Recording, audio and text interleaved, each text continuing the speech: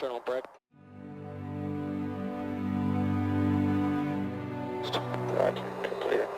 Well, one thing that's pretty interesting about the B-52 is the B-52, the ones that we're flying today have been around, they were built in 1960. So if you look at the B-52 and how long it's been in service, it's one of the longest lasting airplanes in the U.S. inventory at this time. And one thing that I think is interesting about the B-52 is many different generations have flown this aircraft. My father flew the B-52. Now I've flown the B-52 for about 18 years. So there's many different stories like that where different generations have flown the same aircraft over and over again. Well, on Andersen, the B-52's mission is to provide stability to the Pacific AOR. And it does this basically in two different ways. One is it provides stability by deterrence of any potential adversaries, and the other way that it provides stability is it also reassures our allies that if they should meet any aggression from these potential adversaries, that we would be there to respond quickly and decisively.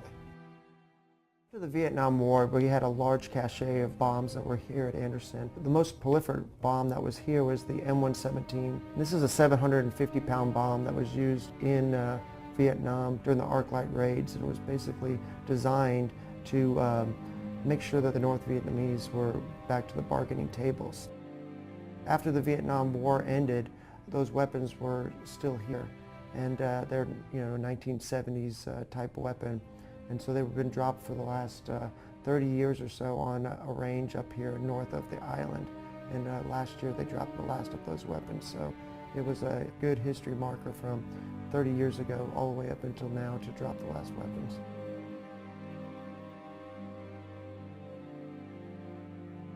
The ones we employ today, the H models, were built in the 60s. So the strength of the B-52 is not really in that platform itself, but it's in the airmen. It takes several hours of ground operations for every hour that it flies in the air. So when they're flying long duration sorties, the aircrew flies a 20-hour sortie, for example. When they land, it would take well over 20 hours to get that B-52 ready to fly again. It is on the airmen and the maintenance crews to make sure that they keep this aircraft still viable today as it was throughout history.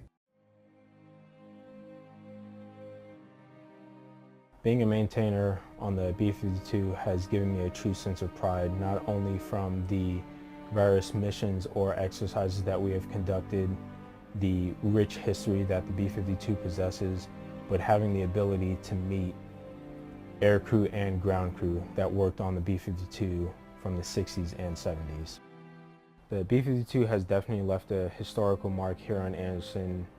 During the Vietnam era, the B-52, its main capability was carpet bombing, which essentially it just dropped munitions out of the bomb bay, whereas now we can still do that as well as launch Alcoms and Calcoms, which we can launch up to 2 to 3 hours away from our target, and the aircrafts being outside of the blast radius. My best experience here on Andersen has definitely been the camaraderie between aircrew and ground crew, creating that bond and creating that trust where ground crew does their job and aircrew trusts us that we did our job properly so that they can conduct their missions effectively.